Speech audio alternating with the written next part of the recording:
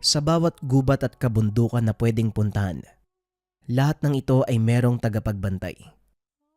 Yung iba ay delikado, yung iba ay kakampi ng tao kung sila ay mabuti. Ang kwentong ito ay hango sa totoong buhay. Mula ito sa isa nating kabayan na itago na lang natin sa pangalang Robert. Walang eksaktong taon. Quezon, Bukidnon. Magandang araw mga kabayan. Bago ko simulan ng kwento, nais kong magpakilala. Ako nga pala si Robert, isa sa mga masugid niyong tagapakinig. Mula sa katutubong pangkat na nakatira sa kabundukan ng Bukidnon. Hindi ko nababanggitin ang eksaktong lugar para na din mapangalagaan ang personal na pamumuhay ng mga taong nakatira dito. Bilang katutubo, marami kaming paniniwala, lalong-lalo na pagdating sa kagubatan at kalikasan. Para sa amin, sagrado ang lahat ng nasa gubat. Mapabato, naglalaki ang puno, gumagapang na damo, insekto at mga hayop. Mataas ang pagpapahalaga namin sa mga ito dahil naniniwala kaming naninirahan sa kanila ang espiritu ng aming mga ninuno. Ang aking ama, isa sa mga nakakatandang pinuno ng aming tribo.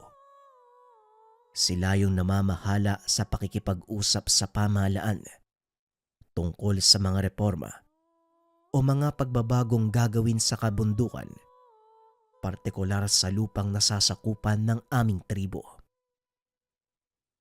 Bilang katutubo, naniniwala kami sa mga nilalang na nangangalaga sa ating kapaligiran. Isa na dito ang maalamat na nilalang na kung tawagin ay ikugan. Ayon sa alamat, ang nilalang na ito ay makahawig sa malaking unggoy na may mahabang buntot, malalaking kamay at paa. Kadalasang naninirahan sa malalaking puno sa gitna ng kagubatan. Sinasabi ding ang mga ikugan, kinakatakutan ng ilang mga aso sa lugar dahil nang bibiktima ito ng mga tao. Lalo na kapag walang kaukulang pahintulot ang pagpasok sa kanilang lugar. Ang mga katutubong mga ngaso sa tuwing papasok sa teritoryo ay madalas nag-iiwan ng buhay na manok o hindi kaya naman biik bilang alay o kabayaran sa anumang hayop na mauhuli nila. Dito nagmula ang aking karanasan sa nilalang. Kasama ko si tatay na itago na lang natin sa pangalang Bert. Taon-taon, nagsasagawa ang aking tribo ng ritual ng pangaso. Pumapasok kami sa kagubatan upang humuli ng kahit anong maaari naming pagsaluhan. Ito ay bilang pasasalamat sa mga espiritu sa isang buong taong kasaganahan. Hindi naman sa pagyayabang. Kahit nasa kabundukan ang aming pamayanan, ni minsan hindi kami nagkulang ng probisyon. Kagaya ng bigas at pangunahing pangangailangan. Ayon sa aming mga ninuno, ito ay biyaya mula sa mga espiritong nasa kalikasan. Balik tayo sa kasalukuyang tagpo. Bago kami tumuloy sa pangaso, dinaanan namin ang isa sa mga kasama. Nakatira ito sa paanan ng bundok kung saan kami mangangaso. Huminto kami sa harap ng isang maliit na kubo. Nagulat ako sa mga palamuting nakasabit dito dahil puro bungo ng iba't ibang hayop ang makikita sa paligid. Kung hindi nakatusok sa kawayan, nakasabit ito sa mismong pinto ng kubo. Ilang minuto pa ay lumabas ang isang lalaking may daladalang pana. Ayon kay tatay, siya ang pinakamagaling na mangaso ng tribo. Ito ang unang beses kong makakasama sa kanila Kaya ngayon lang din kami nagkaharap ng taong ito. O Arturo, mabuti naman at nakahanda ka na. O tara, kailangan na nating makarating sa unang kampo, lalong-lalo na bago magdilim. Wika ni tatay. Kaunting paliwanag sa lugar na aming pupuntahan. Hindi naman gaanong matarik ang lugar. Kaso nga lang napakasukal nito. Punong-puno ng matitinik na halaman ang daan. Kailangan pang tabasin ang mga damo dahil kung hindi, nag-iiwan ito ng mga buhok sa iyong balat na maaaring maging sanhi ng matinding pangangati. Bukod pa dito, halos hindi rin mapapasok ng liwanag ang kagubatan dahil sa kapal ng mga punong tumutubo sa lugar. Halos 5 kilometro ang aming nilakad bago marating ang sinasabing unang kampo. Isa itong malawak na kapatagan sa gitna ng gubat. Sa hindi malamang dahilan, walang tumutubong puno sa lugar kung hindi puro maliliit na damo. Dito tayo magpapalipas ng gabi bago tumuloy sa ating pupuntahan. Arturo, isama mo itong si Robert. Kayo ang magbigay ng alay sa mga ikugan. Wika ng aking ama. Naitago na lang natin sa pangalang Kaminggoy. Sandali lang. Bakit ako sasama, tay? Hindi ko alam ang gagawin. Mamaya magkamali pa ako eh. Magalit po yung mga yun. Tugon ni Robert. Wala kang dapat alalahanin dahil kasama mo naman si Arturo. Kung hindi mo na itatanong, may hawak na bertod ang isang yan. Kayang magpaamo ng mga ikugan. Muling wika ni tatay. Napakamot ako sa noo dahil hindi akalaing may ganun palang gamit ang aming lahi. O ano pang inaantay mo? Pasanin mo yung big para madala natin dun sa pag-aalayan. Wika ni Arturo. Dali-dali kong binuhat ang biik. Sumunod kay Manong Arturo. Nung marating namin ang sinasabing lugar. Manong, saan ko po lalagay itong biik? At saka paano po natin isasagawa ang alay? Tanong ko kay Arturo. Ilagay mo lang dyan sa tabi. Ako nang bahalang gumawa. Manood ka lang. Tugon ni Arturo. Kagad kinuha ang biik at tinalian ang isang paa. Itinali naman ang kabilang dulo ng lubid sa ugat ng puno upang hindi makalayo ang biik.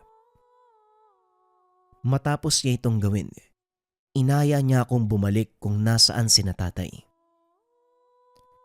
Hindi na ako nagtanong pa tungkol sa mga susunod na mangyayari. Ngunit habang papalayo kami sa pinag-alayan, narinig ko ang atungal ng iniwang biik. Yun na ang hudyat. Malaya na tayo makakapasok sa lugar. Bukas bago sumikat ang araw, kailangan nakahanda na ang mga gamit natin. Wika ni Arturo. Ngunit ang nakakapagtaka, wala sa kanila ang nagdala ng baril. Pawang sibat at pana ang sandatang gagamitin nila sa pangangaso. Ipinaliwanag naman ito ni Arturo. Napag-alaman kong hindi pwedeng gumawa ng ingay habang nangangaso. At kahit naroon kami sa unang kampo, napansin kong napakatahimik ng grupo. Kaya naman kagad na akong natulog. Madaling araw pa lang ay ginising na ako ni tatay. Inabot sa akin ang mga lubid. Ikaw ang magdala ng mga lubid. Huwag kang hihiwalay sa amin at baka kung ano pang mangyari sa'yo. Wika ni tatay. Nakasunod lang ako sa kanila habang papunta kami sa lugar kung saan mangangaso. Pagkarating doon, saktong pasikat na ang araw. Dahan-dahang naglakad si Arturo paakyat ng burol. Sinabihan ako ni tatay na maiwan sa kinaroroonan dahil baka manibago daw ang mga usa sa amoy. Magsipulasan. Nanatili ako doon habang isinasagawa nila tatay at Arturo ang pangaso.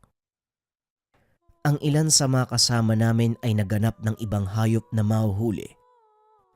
At dahil madaling araw pa lang ay nagising na ako, idagdag mo pa ang pagkabagot. Hindi ko naiwasang nakaidlip sa kinauupuan.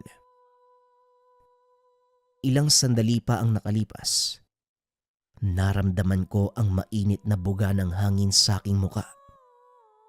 Kasunod nito, ang malamig na dampi ng kung anong bagay sa aking balat.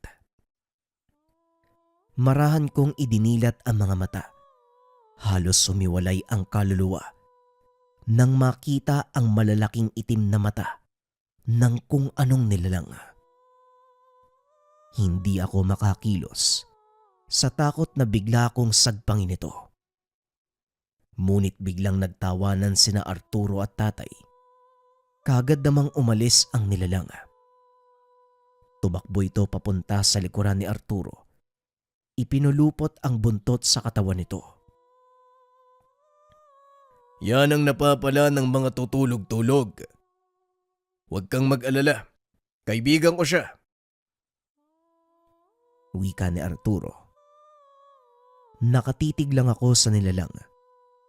Saka pa lamang napagtanto na ang sinasabing kaibigan ni Arturo, isang ikugan. Hindi ko magawang ibuka ang bibig ng mga sandaling iyon. Tila ba may kung anong pumipigil sa akin para magsalita. Nakatitig lang ako sa nilalang habang nakikipaglaro ito kay Arturo at tatay. Maraming tanong sa aking isipan ng mga oras na yun at sa hindi maipaliwanag na dahilan, hindi ko ito mapakawalan. Ilang sandali pa ay nagdatingan na ang ilan sa aming mga kasamahan. Muling umakyat sa puno ang nilalang. Nakakamangha ang pagkilos nito na sa kabila ng makakapal na dahon ng punong tinitirhan, hindi ito gumagawa ng kaluskos. Nanatili akong nakatingala sa puno habang pinagmamasdan pa rin ang dalawang matang nakatitig sa akin. Nang mawala ito, saka pa lamang ako nagkaroon ng lakas ng loob para kausapin si Arturo. Naupo sa tabi nito. Nung umpisa ay nagdadalawang isip pa. Ngunit laking gulat ko nang si Arturo na mismo ang nag-umpisang magtanong. Alam ko, marami kang gustong sabihin sa akin, Robert. Maraming katanungan ang pumapasok sa isip mo. Isa na dito, kung paano kong napaamo ang ikugan. Alam mo, hindi naman sila kasing hiwaga ng inaakala natin eh. Simpleng unggoy lang din sila. Mas matalino nga lang at marunong sumunod sa taong may hawak nito.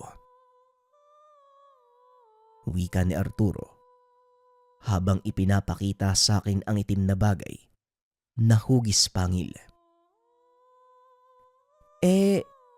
Ano po yan, Manong? Pangil ito ng isang amahang ikugan o yung pinakamalaki sa kanilang lahat. Alaga yun ng tatay ko nung nabubuhay pa siya. Iniwan niya tong pangil na to kasama yung ikugan. Nung namatay siya pero ilang araw lang din ang nakalipas. Namatay na din yung ikugan eh. Kaya ngayon, ako na ang nangangalaga sa kanila. Pagpapaliwanag ni Arturo. Ayon pa sa kanya, ang itim na bagay na ipinapakita sa akin, isang uri ng bertud. Nagpapasunod sa mga ikugan. Ipinahawak niya sa akin ang pangil. Biglang nag-ingay ang paligid. Nagtanong ako kung ano ang ingay na yon. Ang sabi ni Arturo, mga ikugan ang may gawa nito. Bakit po sila nag-iingay? Dahil ipinahawak ko sa ibang kamay ang bertud. Kagad kong ibinalik sa kanya ang itim na pangil. Unti-unting tumahimik ang mga nilalang. Ilang minuto pa ay nag-aya ng umuwi si tatay. Nakuha na din namin ang pakay. Wala na kaming gagawin pa sa lugar. Pagdating sa aming baryo, sinalubong kami ng mga tao. Tuwang-tuwa ang mga ito dahil sa nahuli naming mga hayop. Kagad silang naganda para sa kapistahan na gaganapin sa mismong gabing iyon. Talagang hindi tayo pinapabayaan ng mga espiritu. Taon-taon nating ginagawa ang ritual na ito, pero patuloy pa rin tayong binibiyayaan. Ito ang legasiya ng ating mga ninuno na sana'y manahin nyo at ng susunod pang henerasyon. Wika ni tatay. Habang nagkakasiyahan ang mga tao, napansin kong nakikiramdam lang si Arturo at ang iba pang mga ngaso. Dahil wala rin akong magawa, pinili kong lumapit sa mga ito at makipag-usap. Mang Arturo, sana po hindi ako nakakaabala sa inyo. May ilang tanong lang po ako. Walang problema. Nagbabantay lang naman kami. Ano ba yung itatanong mo? Teka po, nagbabantay? Bakit naman? Hindi may iwasang sumalisi ang mga taong labas sa ganitong mga okasyon. Madalas silang nanloloob ng mga imbakan ng bigas ng komunidad. At dahil abala sa pagsasaya ang mga tao, kadalasan hindi ito napapansin. At kung mapansin man, marami ang napapahamak. Hindi nakakalaban ang mga kasama natin dahil sa kakulangan ng mga sandata. Wika ni Arturo. Minsan ko na ding naranasan ang sinabi ni Arturo. Maraming taon na ang lumipas. Simula nung huli kaming salakayin ng mga tagalabas. Simula nun, hindi na sila muling bumalik. Sa pagkakatanda ko, Manong, ilang taon na yung nakakalipas simula nung huli tayong pinasok ng mga tagalabas. Bakit hindi sila bumalik pagkatapos nun? Tanong ko kay Arturo. Dahil yon sa mga kaibigan kong ikugan. Silang nakatulong namin noon para pigilan ang mga tagalabas. Dahil sa takot siguro, pinili na lang nilang wag magpakita, hindi na bumalik dito.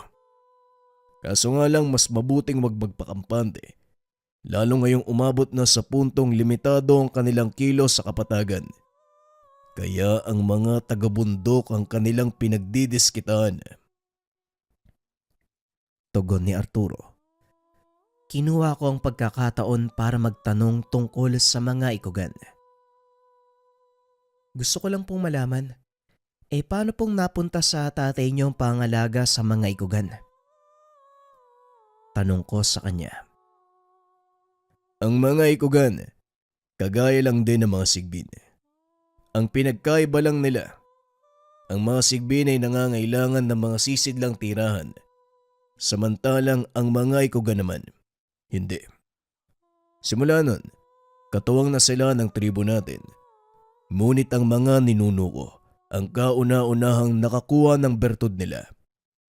Simula nun, sinusunod na ng mga ito ang anumang may hawak ng pangil na itim. Pagpapaliwanag ni Arturo. Hindi po ba mapanganib ang mga ikugan? Hindi ko alam kung saan nanggagaling ang mga katanungan. Ang tanging nasa isip ko ng mga sandaling iyon, makilala ng lubusan ang mga nilalang na nangangalaga sa aming tribo. Sila ang pinakamabangis na nilalang sa gubat, Robert. Kaya sila kinakatakutan dahil ang makapal nilang balahibo hindi tinatabla ng anumang sandata. Pero gaya ng lahat ng nilalang, may kahinaan din ang mga ito. Yon ang kanilang buntot. Sa oras na mahawakan mo ito, manghihina sila. Pero napaka-imposibleng mangyari nun dahil mabilis kumilos ang mga ikugan. Tugon ni Arturo. May ilang bagay pa itong sinasabi, ngunit nawala na rin sa aking isipan. Bigla akong nakaramdam ng antok. Hindi pa man natatapos ang kasiyahan, pinili kong pumasok ng kubo at matulog. Kaso nga lang hindi pa man nagtatagal. Binalot ng mga sigawan ang paligid. Kasunod nito ay ang mga alingaw-ngaw ng putok ng baril. Dali-dali akong lumabas at sumilip sa labas ng kubo. Nanlaki ang mga mata nang makita ang grupo ng kalalakihang pinagbababaril ang ilan sa aming mga katribo. Tumatawa pa ang mga ito habang pinagpapapatay ang mga katutubo. Dahil sa sobrang takot, hindi ko nagawang lumabas ng kubo. Ngunit biglang may sumipa ng pintuan. Nakahinga ko ng maluwag nang makita si Tatay at Arturo pala ang may gawa nun. Bilisan mo! Lumabas ka ng kubo at magpunta sa gubat! Lahat ng kalalakihan, pinagpapapatay nila! Wika ni Tatay. Tinignan ko ang nangyayari sa labas. Nakita ang ilang kababaihang nakaupo sa lupa habang napapaligiran ng mga kalalakihang armado. Ano po yung maaari nating gawin? Tanong ko sa kanila. Sa ngayon, kailangan muna nating umalis bago nila tayo mahuli. Sa susunod na natin pag-usapan ng mga gagawin pag nasa ligtas na lugar. Tugon ni Arturo. Dali-dali akong lumabas ng tahanan at nagpunta sa kagubatan. Nakasunod si Tatay sa akin, ngunit hindi ko alam kung saan pumunta si Arturo. Huwag kang mag-alala kay Arturo. Kaya niyang pangalagaan ang sarili niya. Isipin mo ang kaligtasan mo.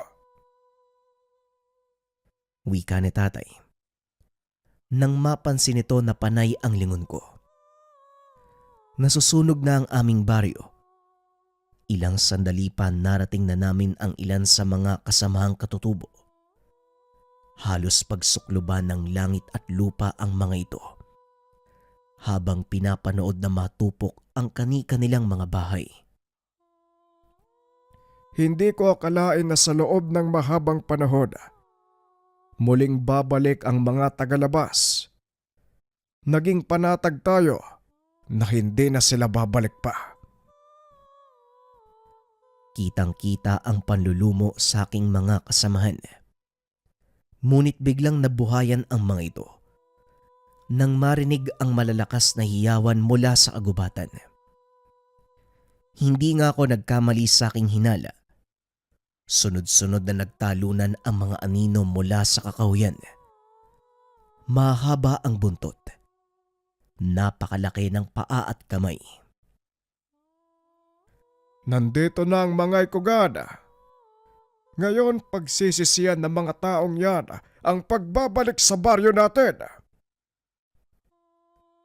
Abala sa panonood ang mga tao, kaya hindi nila ako napansing pumuslit pabalik ng baryo upang panoorin ng malapitan ang mga nangyayari. Nakatago ako sa isang kubo, malapit sa pinakagitna ng baryo kung saan nakikipaglaban ang mga tagalabas sa hindi nila nakikitang kalaban. Napakabilis kumilos ng mga ikugan. Halos hindi ito masundan ng tingin ng pangkaraniwang mga mata. Dumadaan lang sa kanila ang itim na figura. Nagugulat ang mga kalaban dahil isa-isa silang natutumba. Nataranta ang mga tagalabas dahil sa hindi nakikitang kalaban. Habang tumatagal, unti-unting nauubos ang mga tagalabas. Hanggang sa napagpasyahan ng mga itong tumakas dahil hindi na nila kaya pang labanan ang hindi kilalang kalaban. Ilang sandali pa ay lumabas na si Arturo kasama ang pinakamalaking igugan. Nang masigurado kong ligtas na ang paligid, Lumabas din ako sa pinagtataguang kubo. Mabuti na lang at dumating tayo sa oras. Maraming salamat kaibigan. Maaari na kayong bumalik sa gubat. Wika ni Arturo. Kagad namang umungol ang malaking ikugan. Nagsipagpasukan sa kakawyan ang mga ito. Bagaman marami ang nasirang kabahayan, masaya naman ang aming tribo. Hindi nakuha ang mga imbak na bigas. Laking pasasalamat ng mga nakakatanda kay Arturo. Kinabukasan, habang inaayos namin ang mga nasirang kabahayan, napansin ko sa mga gumuhong kubo ang katawan ng isa sa mga ikugan. Wala na itong buhay at may tama ng baril sa ulo. Putol na din ang buntot nito na tila sinadya. Dali-dali naming pinatawag si Arturo at nanlumo ito sa nangyari. Kung sino man ang may gawa nito, alam niya ang sikreto ng mga ikugan. Kung nagawa niyang kunin ang buntot ng nilalang, maaari itong magamit laban sa mga ikugan. Wika ni Arturo. Nakita ko ang pag-aalala sa kanya ng mga sandaling iyon. Alam ko sa sarili na seryoso ang problema. Kung ganun po, ano pong pwede nating gawin? Tanong ko kay Arturo. Wala Robert. Kailangan lang ng iba yung pagmamatsyag dahil maaaring bumalik ang mga tagalabas. Tugon ni Arturo. Nung araw na yun, nagpasya kami ni tatay na bumaba ng kapatagan para bumili ng mga gamit na kailangan sa pag-aayos ng mga nasirang kagamitan. Kahit pa nasa paligid na namin ang lahat ng mga kailangang gamit, hindi pa rin may iwasan na mangailangan ng mga modernong kagamitan. Kagaya ng martilyo, pako, alambre, lagare, at kung ano-ano pang gamit pang karpentero. Alam mo Robert, nababahala ako sa nangyayari. Hindi ko akalain na may isa sa mga tagalabas ang makakapatay sa ikugan. Totoo nga siguro ang sinabi ni Arturo. Hindi lang siya ang may kaalaman tungkol sa mga ikugan. Wika ni tatay. Bakit po tay? Ang alam ko, yung itim na pangi lang ang tanging bertud na nagpapasunod sa mga ikugan. Bakit naman natatakot si Arturo dun sa nakakuha ng buntot? Tanong ko sa kanya. Ang buntot ng mga ikugan may taglay na agimat, kagaya ng kanilang katangian. Sinasabing sa oras na magtangan ka nito, walang sandatang makakatalab sa katawan mo. Kapag nakuha mo ito, maaaring mapunta sa iyo ang kanilang katangian. Pagpapaliwanag ni tatay. Alam ko ang mga katangian ng ikugan. Ito ang bilis at talas ng paningin. Mukha nga pong nakakatakot yung tao na yun kung sakali . Pero paano po natin siya mapipigilan, tay? Tanong ko sa kanya. Medyo nakulitan na sa akin si tatay, kaya hindi na ako nagtanong pa.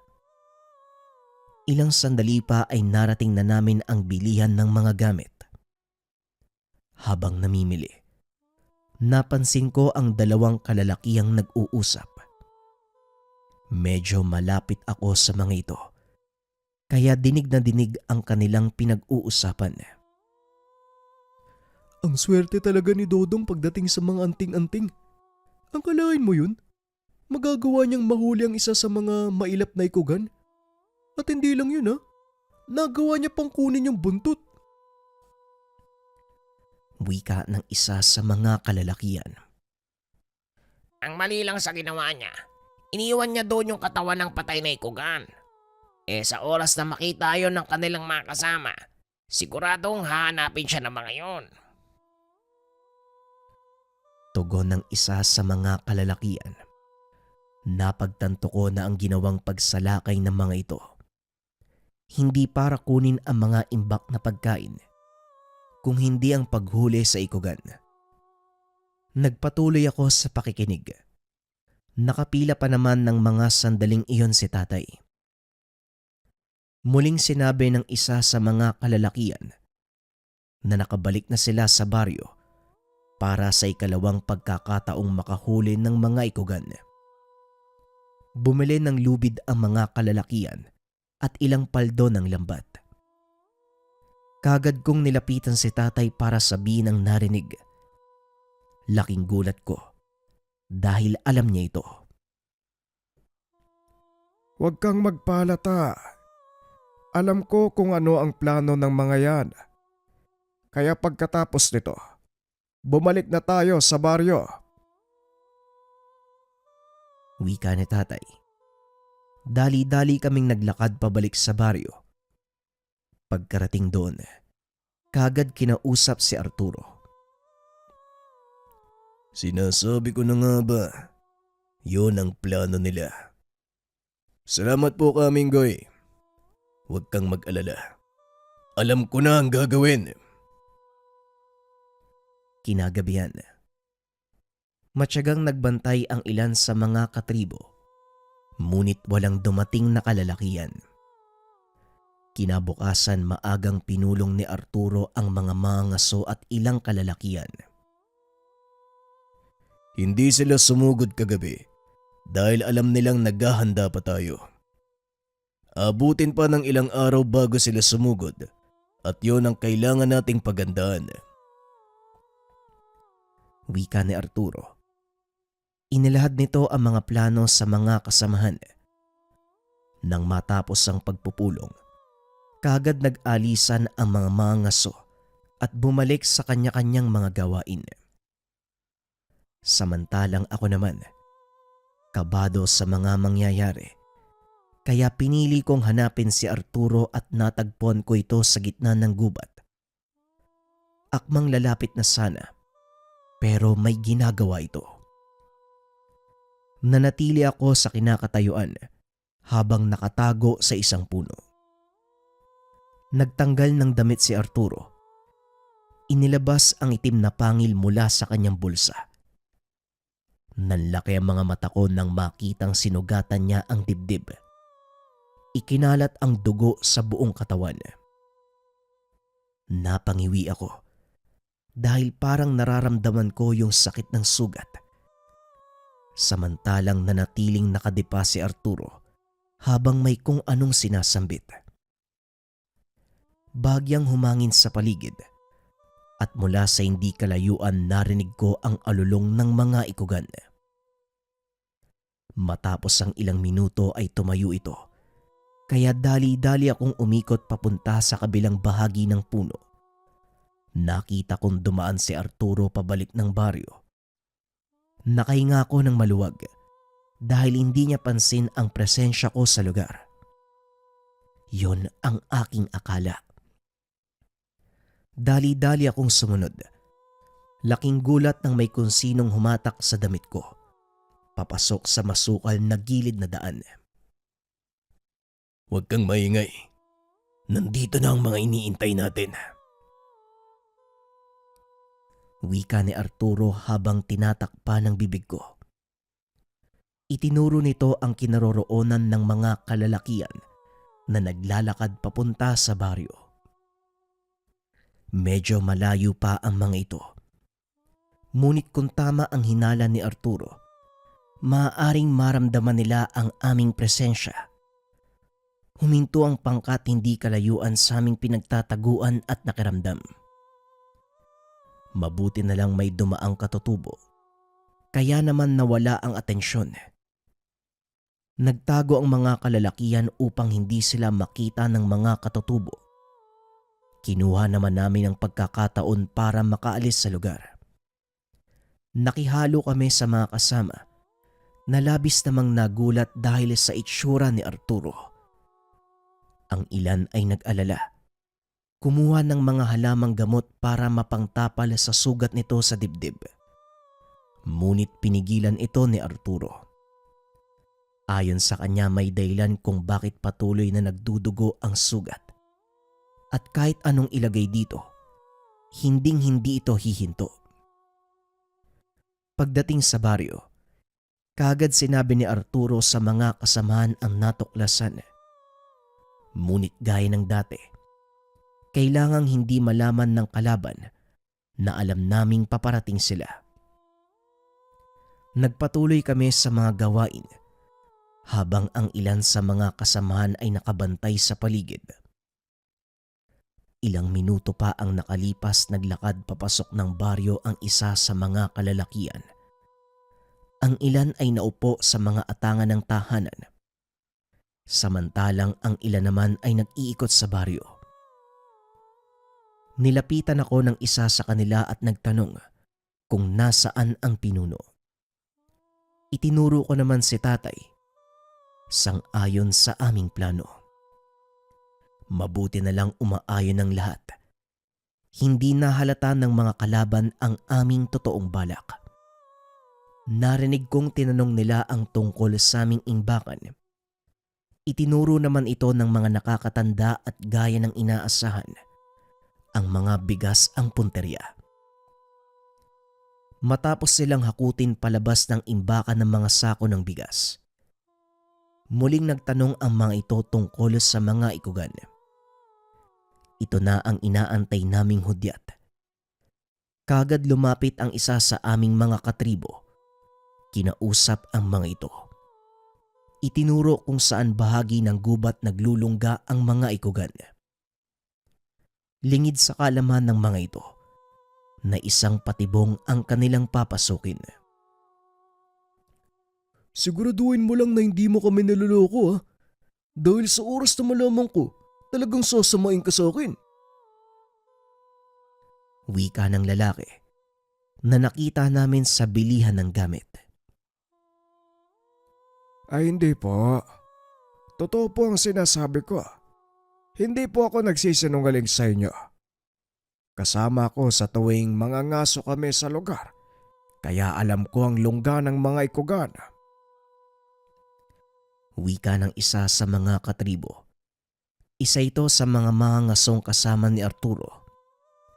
Napag-usapan nilang dalin ang mga kalalakihan sa lugar kung saan kami nangangaso. Kagad silang tumuloy at sumunod naman kami ni tatay, kasama ang ilan pa sa aming mga kalalakihan. Ang mga mangaso ng tribo naman, nakabantay sa lugar kasama si Arturo. Kagad naglakad ang mga tagalabas papunta sa lugar. Walang kaalam-alam ang mga ito sa kanilang pinasok. Ilang sandali pa ay narating na nila ang lugar. Kami naman nila tatay ay umikot papunta sa kabilang bahagi ng gubat upang magsilbing bantay. Itinuro ni Loloy sa mga ito ang malaking puno kung saan naglulungga ang mga ikugan.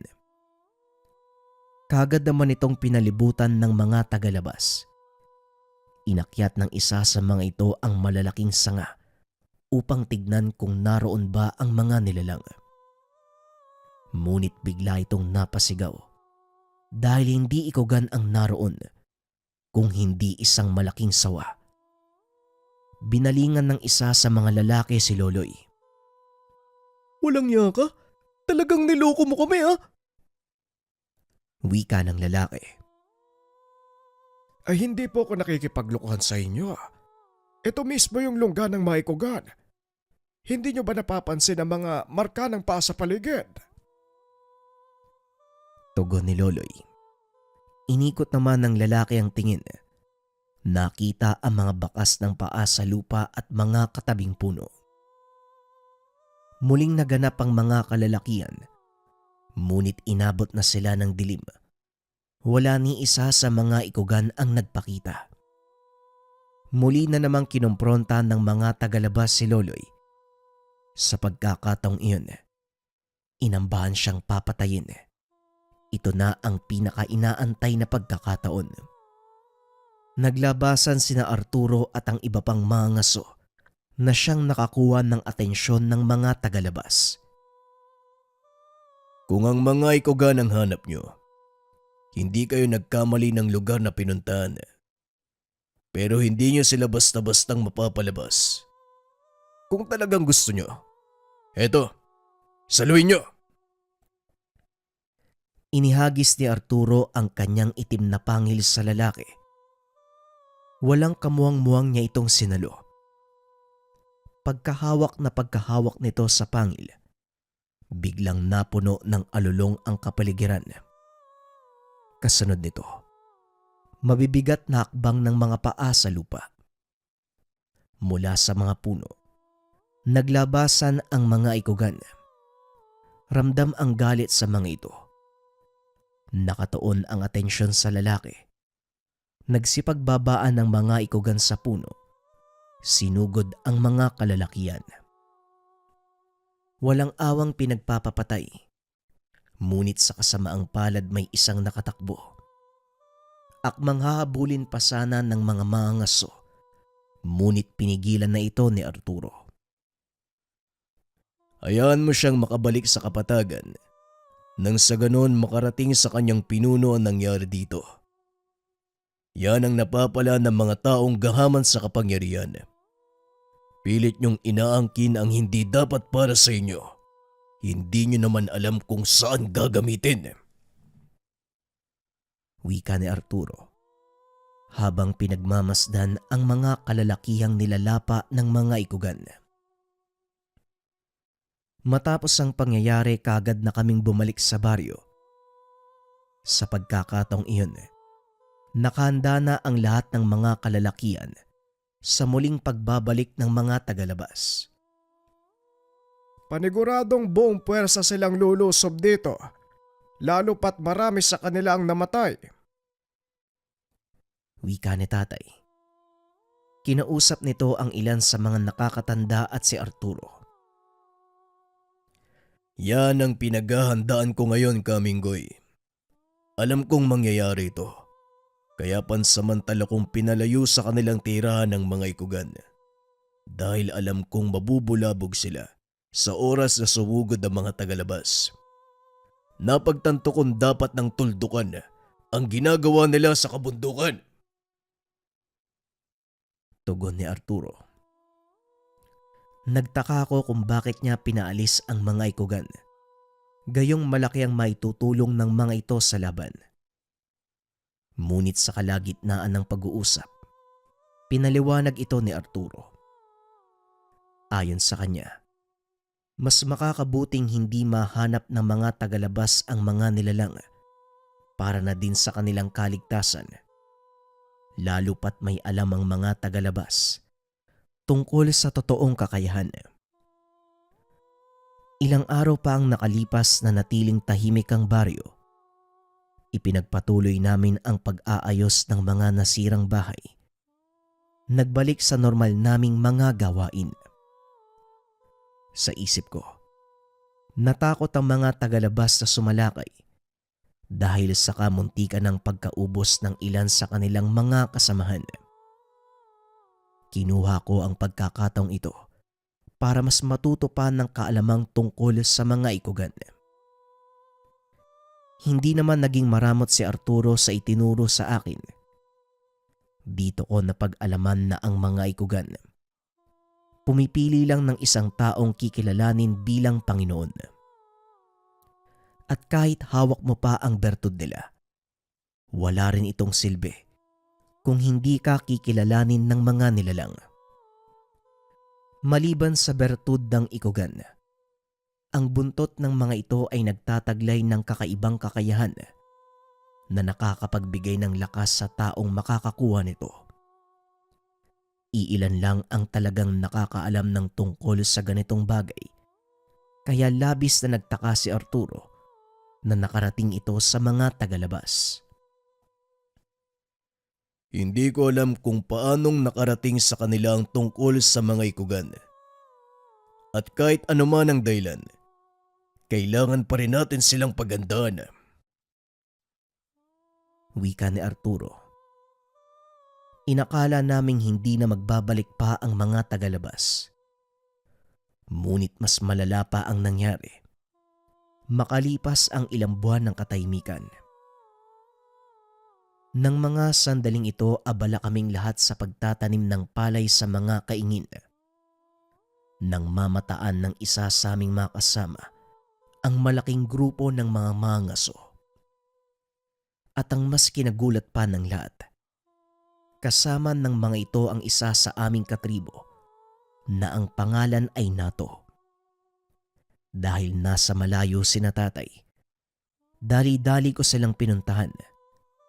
Nagtaka ang mga ito kung bakit ako humahangos. Anong nangyayari sa'yo?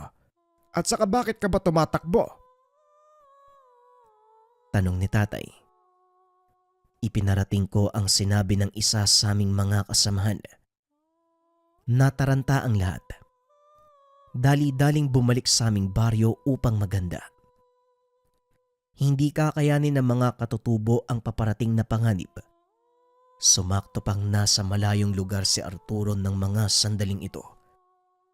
Walang ibang nakakaalam ng lokasyon, kaya walang nagangas na hangapin ang punong mangaso. Alam ko sa sarili na hindi ako pwedeng tumunganga. Nasa panganib ang buhay naming lahat ng mga sandaling iyon. Kaya napagpasyahan kong hanapin si Arturo kahit alam ko sa sarili na walang kasiguraduhan ng gagawin. Isinugal ko ang pagkakataon.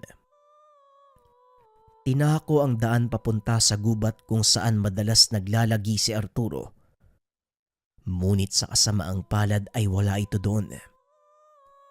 Sinubukan kong maganap sa paligid ng gubat, pero wala akong nakitang Arturo sa lugar. Hanggang sa hindi ko namalayan, nakarating na pala ako sa kabilang dako ng kabundukan. Pakapal ng pakapal ang gubat. Hindi na rin maganda ang pakiramdam ko. Dahil habang tumataas, ay siya namang pagkaunti ng hangin. Hinahabol ko ang hininga ng mga sandaling iyon hanggang sa tuluyan ng bumigay ang aking baga. Nawalan ako ng malay. Hindi na alam kung ano ang mga sumunod na nangyari. Nagising na lamang ako nasa isang maliit na kubo. Sinubukan kong bumangon ng marahan. Laking gulat ko dahil pagtingin sa sahig, nasipat ko mula sa siwang ang paanan ng puno. Napadungaw sa bintana. Napagtanto kong nasa itaas ako ng malaking puno. Anong ginagawa mo dito sa lugar na ito? Alam mo bang delikadong magpunta rito? Wika ng isang pamilyar na boses. Paglingon sa pintuan, si Arturo ang nakita kong nakatayo. Nasa panganib ang buong tribo. Paparating ang malaking grupo ng mga ngaso. Kasama nila ang isa sa atin. Pumasok ng kubo si Arturo at naupo sa tabi ko. Sigurado ka ba sa sinasabi mo? Isa sa mga katribo natin ang kasama nilang umakyat. Tanong ni Arturo. Oo Manong, hindi ako maaaring magkamali.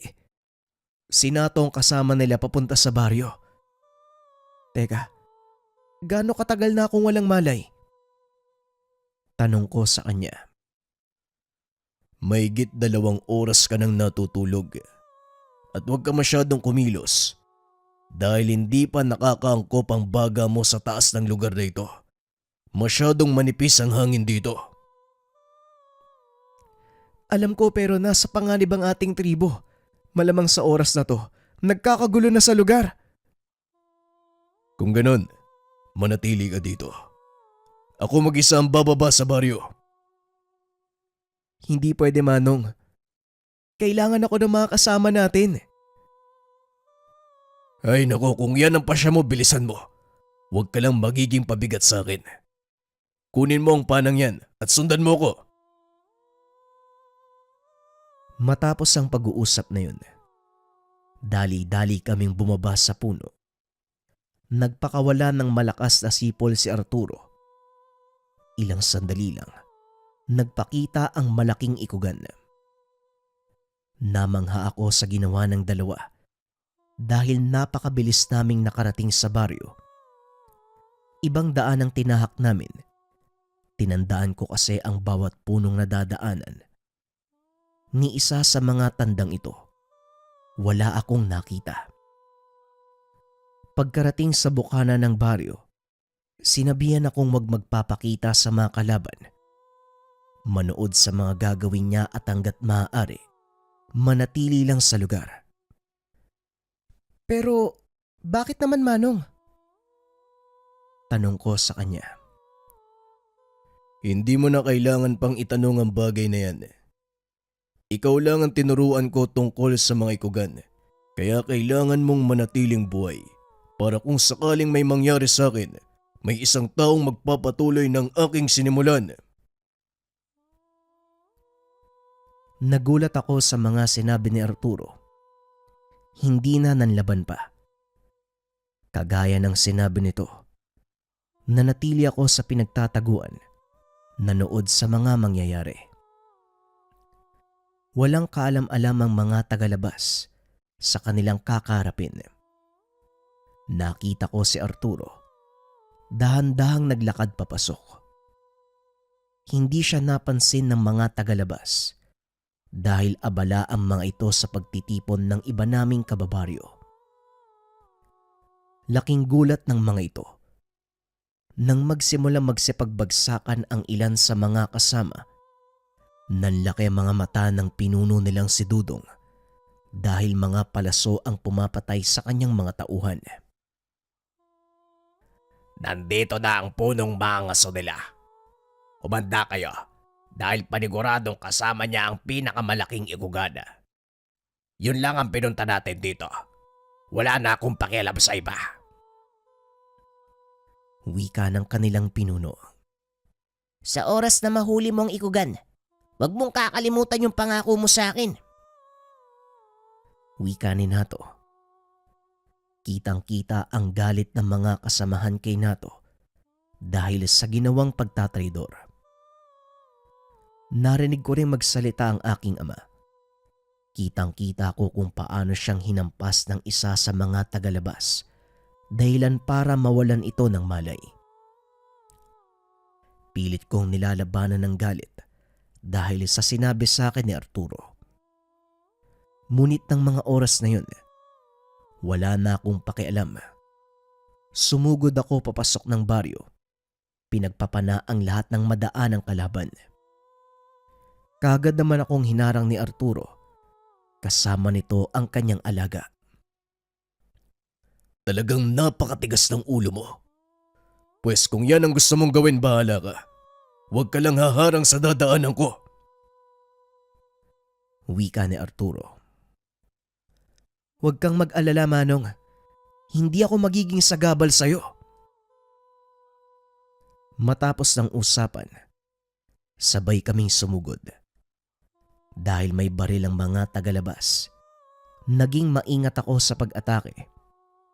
Pinili kong magtago sa isang makapal na puno ng saging habang pinapana ang mga kalaban. Swerte lang din sa likuran ko. Ito ang kubong imbaka namin ng mga palaso. Dali-dali akong pumasok para makakuha ng bala. Nang muli akong lumabas, nakita kong kinukuyog na ng mga tao si Arturo. Akmang lalapitan pa sana ako nang bigla namang magtalsikan ang mga ito. Nanlaki ang aking mga mata sa ginawa ng punong mangangaso. Hindi ko akalaing may tinataglay na kakaibang lakas itong si Arturo. Ngunit ang mas kinagulat ko, ang buntot na tumubo sa kanyang likuran. Noon ko lang napansin, maging ang braso niya ay tinubuan ng makapal na balahibo. Doon ko palang napagtanto na hindi basta bertud ang hawak ni Arturo, kung hindi ang mismong kaputol ng kanyang pangil. Tama ang inyong narinig. Ang punong mangaso ng aming tribo, isang ikugan. Nagulat si Dudong sa nakita. Lalong nagkaroon ng interes na mahuli si Arturo. Sinugod niya ito gamit ang itak. sa pag-aakalang magagawa niyang patayin ang nilalang. Ngunit sa kasamaang palad, hindi tumatalab sa katawan ni Arturo ang mga atake. Nanatili ako sa kinaroroonan. Pinanood ang napakagandang laban ng isang ikugan at isang taong may hawak ng bertud. Malinaw ang tagumpay ni Arturo ng mga sandaling iyon. Walang kabog-abog. Biglang hinawakan ni Nato ang kanyang buntot. Napalood si Arturo at tuluyang nanghina. Kinuha naman ni Dudong ang pagkakataong iyon para putulin ang buntot ng aming punong mangaso. Dali-dali kong binalahan ng aking pana.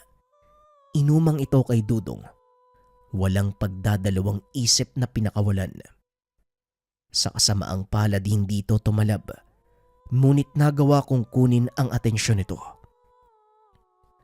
Walang yaka. Talagang papatayin mo ako. Wika nito. Naglakad papunta sa aking kinakatayuan. Nataranta ko ng mga sandaling iyon, kaya hindi ko na nagawang maglagay pa ng bala sa aking pana. Binitawan ko ito at bumunot ng itak. Walang kasiguraduhan ang aking gagawing pakikipaglaban, ngunit wala na akong pagpipilian. Habang papalapit sa akin ang kalaban, unti-unti naman akong umaatras. Hanggang sa nabaling ang tingin ko sa kinaroroonan ni Arturo. Napangiti ako nang makitang sakal-sakal na nito si Nato. Napansin ni Dodong. Nakangiti ako habang nakatingin sa likuran, kaya dali-dali itong lumingon. Nanlaki ang mga mata nang makitang papasugod si Arturo. Isang malakas na suntok ang pinakawalan nito, dahilan para tumilapon si Dudong. Kagad itong dinampot ni Arturo. Napatingin sa akin habang pinipiga ang leeg ng kalaban. Ang pakiramdam ko ng mga sandaling iyon, hindi si Arturo ang aking karap, kung hindi isang halimaw. Ilang sandali pa, binitawan na nito ang kalaban. Huminga ng malalim. Laking gulat ko nang biglang nagbalik sa dati nitong anyo si Arturo. Ayos ka lang ba? Ngayon alam mo na ang dahilan kung bakit napapasunod ko ang mga ikugan. Wika ni Arturo. Naging malinaw sa akin ang lahat ng mga sandaling iyon. Hindi na ako nagtanong pa kung papaanong nangyari. Ngunit alam ko sa sarili na ang taong nasa harapan ko ay isang kaibigan. Mabuti na lang, walang ibang nakakita sa nangyari. Kaya naman pinili kong itago ang lahat. Ito din ang kahilingan ni Arturo, kaya iginalang ko ang kanyang gusto. Matapos ang pangyayaring iyon, muling bumalik sa kagubatan si Arturo. Ako naman ang tumulong sa pag-aayos ng aming baryo. Ilang ulit na itong sinira ng mga tagalabas, ngunit nagagawa pa ring bumangon. Makalipas ang ilang taon, hindi na muli pang nakita si Arturo sa lugar. Ngunit alam ko kung saan siya matatagpuan sa oras ng pangangailangan. Iniwan din ito sa akin ng pangalaga ng kanyang itim na pangil. Paminsan-minsan dumadalaw ako sa kanyang teritoryo para magdala ng mga pagkain, makipag-usap, nagpapaturo sa mga epektibong paraan ng pangangaso. Kalaunan, itinalaga ko bilang kapalit ni Arturo dahil mabilis kong nakabisado ang kabundukan at ang malaking ikugan na laging kasama ni Arturo palagi ring nakabuntot sa akin. Marahil inuutusan nito ni Arturo na bantayan ako. Sa paglipas ng mga taon, tuluyang naging tahimik ang paligid dahil na din sa presensya ng militar. Kalaunan, nagkaroon ng kaugnayan sa kapatagan. Nagtayo ng paaralan ang pamahalaan upang makapag-aral ang mga batang katutubo. Binigyan din ako ng titulo bilang local forester ng lugar. Nanatiling lihim ng aming tribo ang tungkol sa mga ikugan. Sa paglipas ng panahon, malungkot mang sabihin, unti-unting nawala ang kwento tungkol dito. Naging isang alamat. Ganun pa man, patuloy na nabubuhay sa alaala ng mga nakakatanda ang totoong pangyayari. Dahil na din sa pagbabago ng mundo, pinili na lang naming itago ang sekreto. Ito din ang dahilan kung bakit hindi na nabanggit ang pangalan ng aming tribo. Sa kasalukuyan, namumuhay pa din ako sa aming baryo. May sariling pamilya at patuloy na pinangangalagaan ang kalikasan. Malaking tulong sa akin ang naging karanasan para magampanan ang aking tungkulin. At ngayong nagkakaedad na, panahon na siguro para ipaalam sa inyong lahat ang totoong kaganapan, ang kwento sa likod ng maalamat na nilalang na minsang nabuhay sa aming kagubatan. Simula nang magkapamilya ako, hindi ko na namataan ang ikugan sa lugar. Wala nang nakaalam ng totoong pangyayari, kung saan sila napunta o kung nariyan ba sila sa gubat. Iisa lang ang alam kong totoo at nararapat gawin. Ipagpatuloy ang pangalaga ng kalikasang nagbibigay sa atin ng buhay. Bagay na palagi kong pinapaalala sa aking mga anak na ngayon ay nag-aaral sa syudad para maging ganap na forester. Hanggang dito na lang ang aking kwento. Salamat sa pagbibigay buhay. Naway may natutunan kayong aral sa kasaysayan at alamat ng bertud ng ikugan.